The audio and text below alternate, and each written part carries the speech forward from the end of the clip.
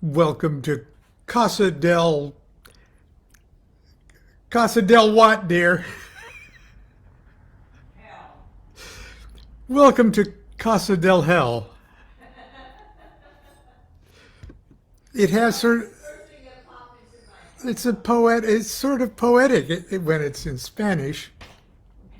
Bienvenidos. ruin your show or your morning. I'm sorry.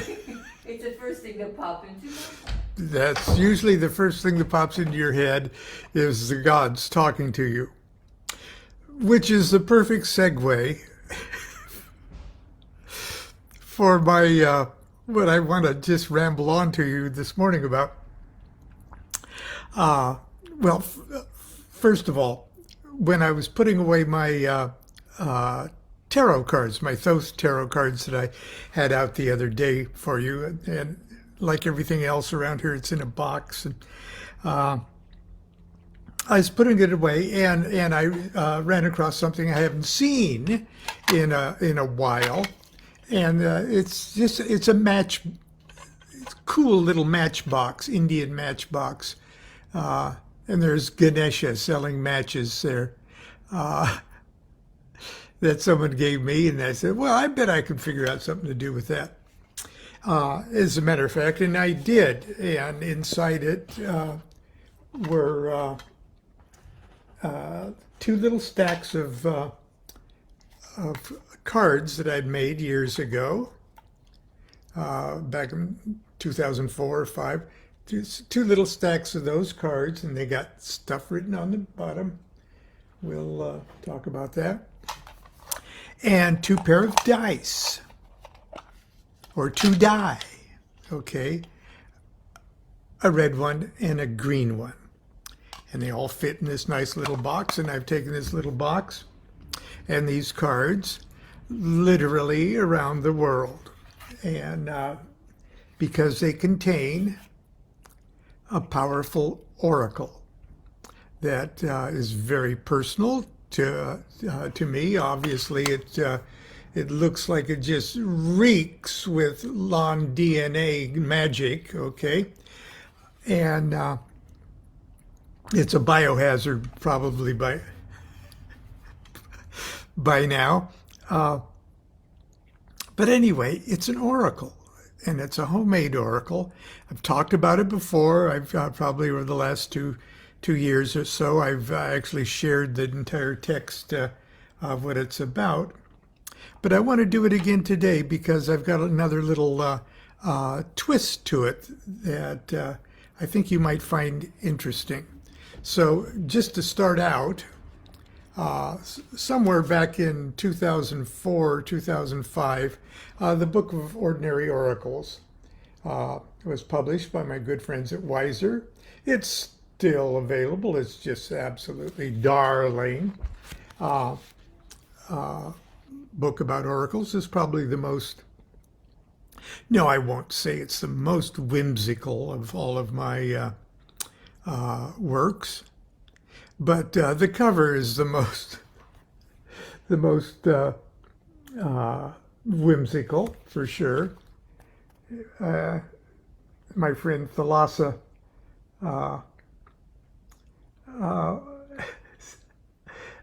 calls it oracularicious. Okay, but anyway, there's a chapter called the Mark Twain Oracle, and I'm going to briefly introduce you to that before I get to the punchline of today's thing.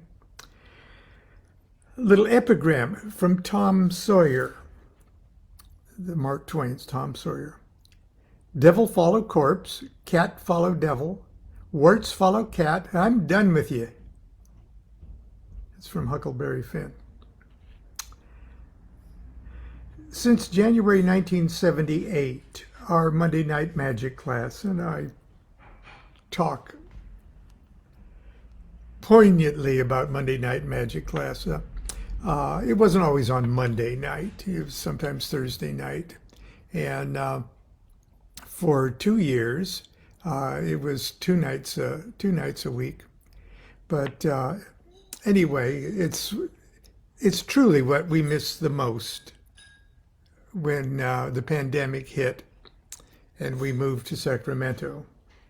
But anyway, since these morning things that I do every morning are sort of a pale substitute for the bliss we got from Monday night class. Anyway, but I digress. Since 1978, our Monday Night Magic class has been peopled with a colorful mixture of seasoned adepts, eager neophytes, and everything in between. But I'm not being modest when I say they've taught me more about magic than I could ever teach them. This has always been a free event, although a donation basket is conspicuously placed near the door. But occasionally I do extract from them a painful recompense. I force them to listen to excerpts from my books in progress and sometimes organize a class series around my current project. In preparing for this book, the dear souls endured 4 consecutive classes on oracles. You want to come join us, dear? Actually, I just walked in, heard what you were reading, and I'm still apologizing for the hell. But what you're reading about is why I'm thinking it's hell. Is because I miss all those people so terribly.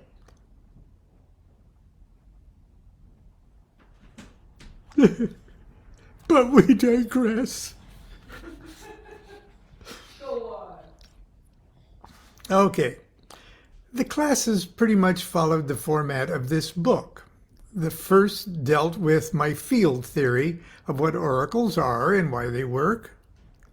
While preparing for the second class, I started thinking about the line, oracles work because they are perfect. I started thinking about ultimately, of course, everything is perfect. But you have to be God before you can really see that. I started by asking myself, what is something that is so perfect that every time I come in contact with it, I blurt out, man, that's just perfect. Immediately, then anyway, I answered my own question, Mark Twain. I know it sounds silly, but to me the works, the wit, the wisdom of Mark Twain are exquisite and sublime. Every time I read one of his stories or hear somebody quote him, I say to myself, my God, that's perfect. I determined then and there I would invent a Mark Twain oracle. An oracle that would not only give answers, but would do so by actually drawing the querist. It's the querent, actually.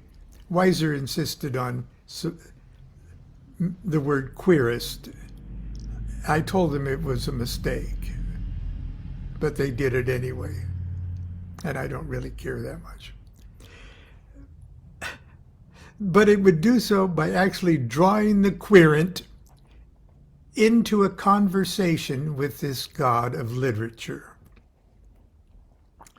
It was a beautiful day, so I snatched a copy of Tom Sawyer, a pad of paper and a pen, and headed for our backyard garden. I carelessly thumbed through the text, randomly stopping at a page to see what words jumped out at me. I then wrote those words down until I had a list of 80 snippets. Back in the house, and why 80? You know, no big Kabbalistic reason, at least I'm sure there's a Kabbalistic reason, but none that I was aware of. I just got tired of writing stuff down and I stopped at 80. Okay. Back in the house, I used the spreadsheet program on my computer to box each of the quotes and arrange them so I could print them out on cardstock. And that's those things I showed you. I then cut them out to yield a tiny deck of Tom Sawyer quotation cards. and I've reproduced them below here on page whatever it is. And that's kind of how they appear in the book, okay? Just a couple of pages of those.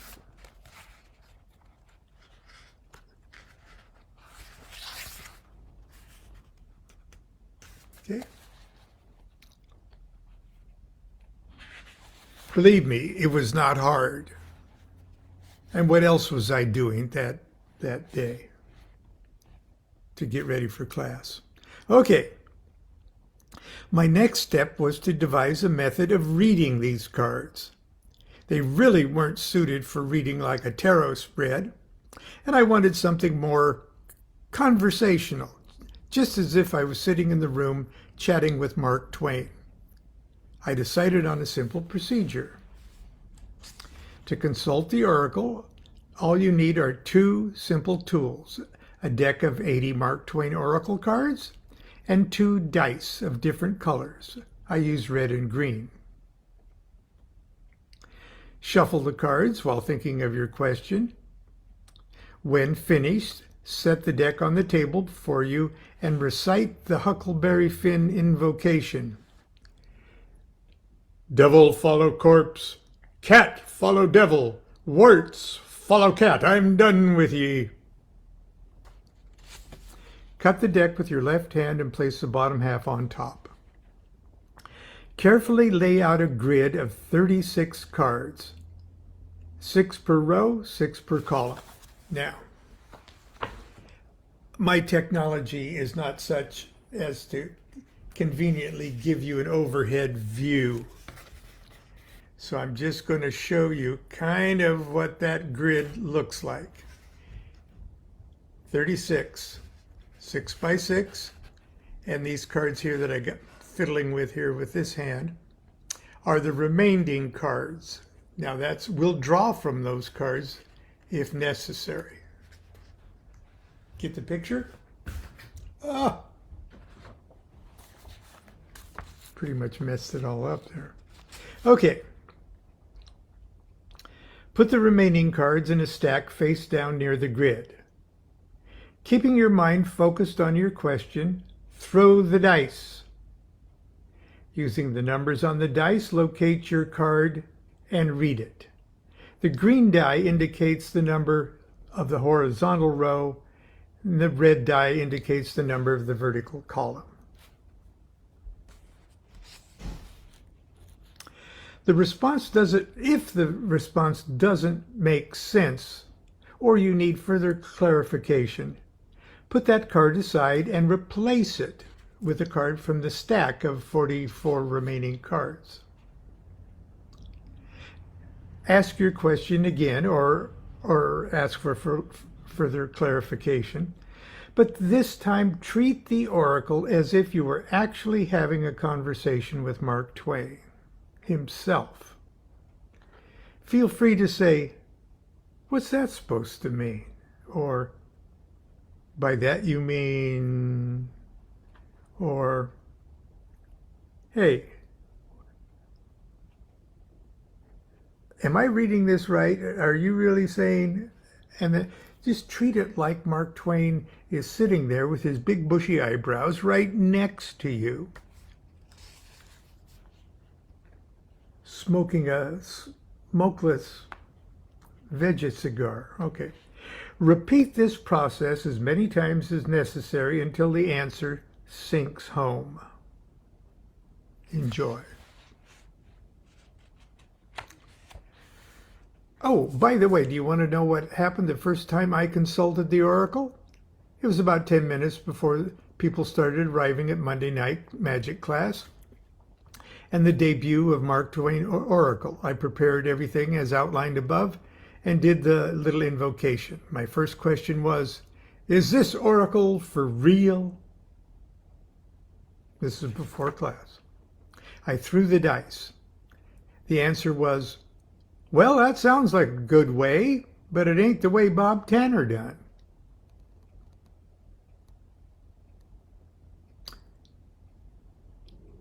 I took that as a perfect answer, okay? And I tell about another story that I did it at a public lecture in San Jose at a Pantheacon. And the question was serious about either the suicide or the murder of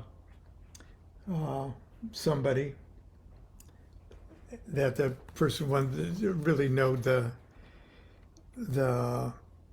circumstances of their friend's death. And the answer it gave, she came up and did the oracle, and she got her answer in one card. It said, "The switch hovered in the air. The peril was desperate." Okay. Later on, the very next week, a Monday night class member did the same thing with quotes from Shakespeare. From The Tempest, the most magical of all the Shakespearean plays. And her invocation, instead of, cat follow devil, devil, okay, her invocation, also from Shakespeare, let me find it here again, was awesome. And she was a professional dancer, and so she accompanied the invocation and her stack of Shakespeare cards with this invocation.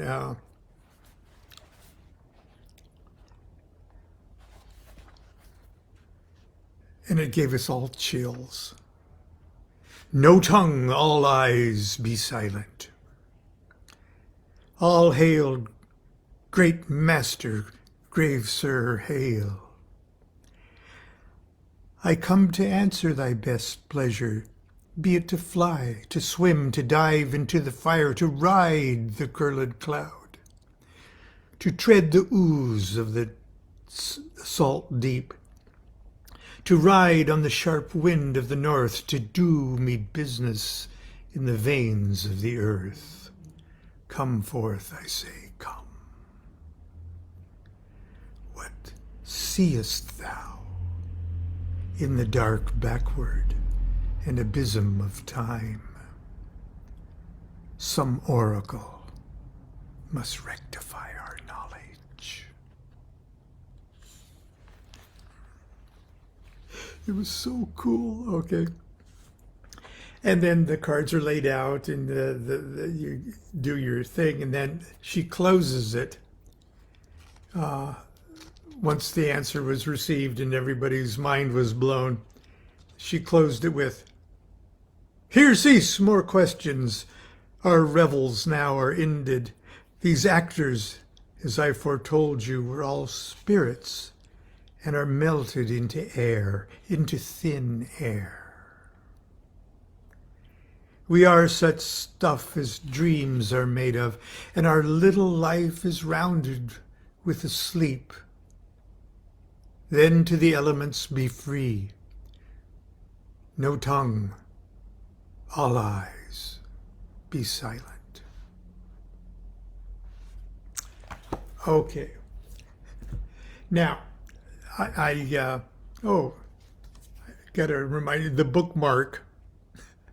This is from a 2005 book signing of The Ordinary Oracles at the Dharma Center. That's in Whittier, California.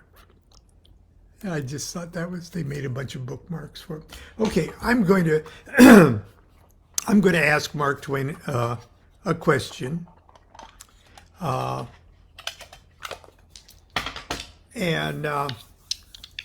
don't know what to ask. There's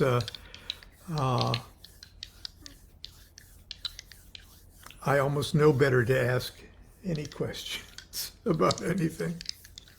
Let's just say, Mark Twain, give us some words of wisdom that will help as many of the people watching this as possible with their most serious issues. Okay. Green is number 2 and red is number 5. Okay, 2, 5. So I'll go to green is 2, and that's the line. There's 2, and the column is number 5. 1, 2, 3, 4, 5, and 2. Your oracle is the picnic's for me.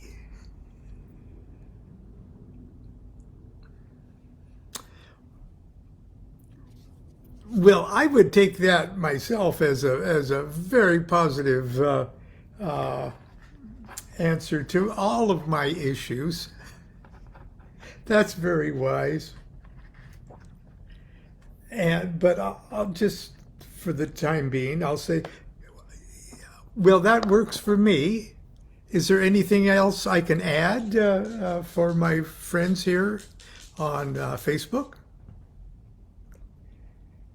Green 6, red 4. So 6. Green is the line, okay. And 4 is the column. Well, go along. Who's hindering you? Okay, it actually becomes poignantly fun. And when you're doing it, especially for personal answers and things like that, you start to plug in to the supernatural, curmudgeonly wise spirit of Mark Twain. And you really can extract very serious and insightful answers. That being said, I said I had another twist. I also think, and every time I hear a quote from this lady, this woman, I'm not sure she would want to be called a lady, Dorothy Parker. Now, I don't know if you've ever had the privilege to go to an event or stay at the Algonquin Hotel in New York City. My good friend Jonathan Taylor and I, he treated us to a trip to New York City a number of years back. And in honor of his mother and father's honeymoon, he got us a suite at the Waldorf Astoria. And it was we went there, it's a long story. We went there to speak with his agent, his classical music agent. Jonathan's a guitar virtuoso. He took us to Carnegie Hall, and so it was a classic New York thing. But anyway, the Algonquin Hotel, this classic old, just reeks with 1920s and 30s New York. You can feel George Gershwin and Broadway just oozes out of all of it. And there's a round table in like a little ballroom or a meeting room there. And the coolest people on the planet hung out there every week and drank and talked and gossiped. Harpo Marx, everybody was at the Algonquin round table. And Dorothy Parker, in my opinion, was the star. Now, just as Shakespeare has a million quotes to choose from. And I believe that Shakespeare, even when his characters are pouring lies out of their mouth, every essence of what they are saying is truth. Also, that's what Mark Twain was like. He could have a character that was being unworthy and lying and backstabbing and villainous. But even in their villainy, they're speaking the truth. Even when they're lying to themselves and everyone else in the thing, they're telling the truth, as if truth is bigger than all of the petty polarities of drama. And Dorothy Parker was like that. I'm going to read you, I'm sure I don't have to do this for everybody, but imagine if you had a Dorothy Parker oracle. Let's see. And from a feminist point of view, should be perfect. Go do this. Go do this. Beauty is only skin deep, but ugly goes clean to the bone. If you want to know what God thinks of money, just look at the people he gave it to.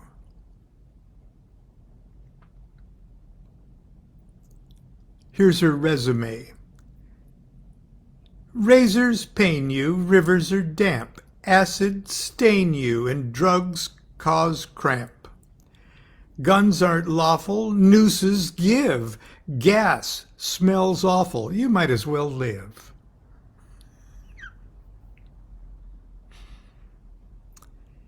In my youth, it was the way I had to do my best to please, and change with every passing lad to suit his theories.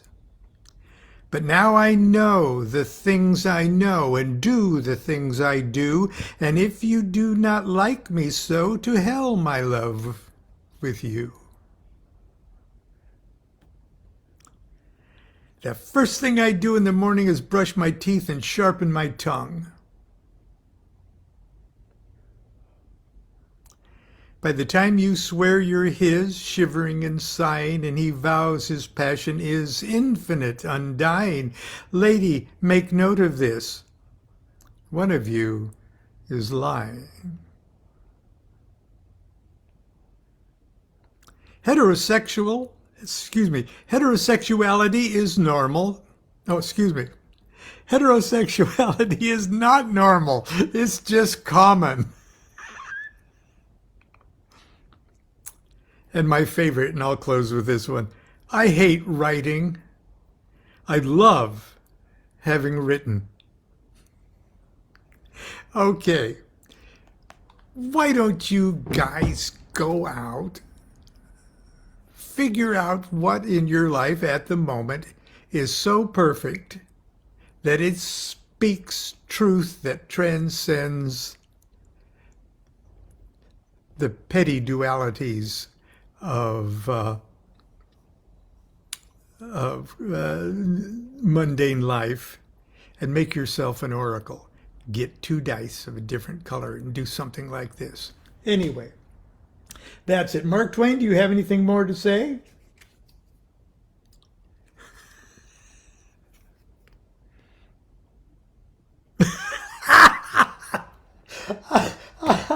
Oh, okay. Until tomorrow, continue to be, for Saturday morning cartoons, continue to be good to yourself and be good to each other. Do what thou wilt shall be the whole of the law. Love is the law. Love under will.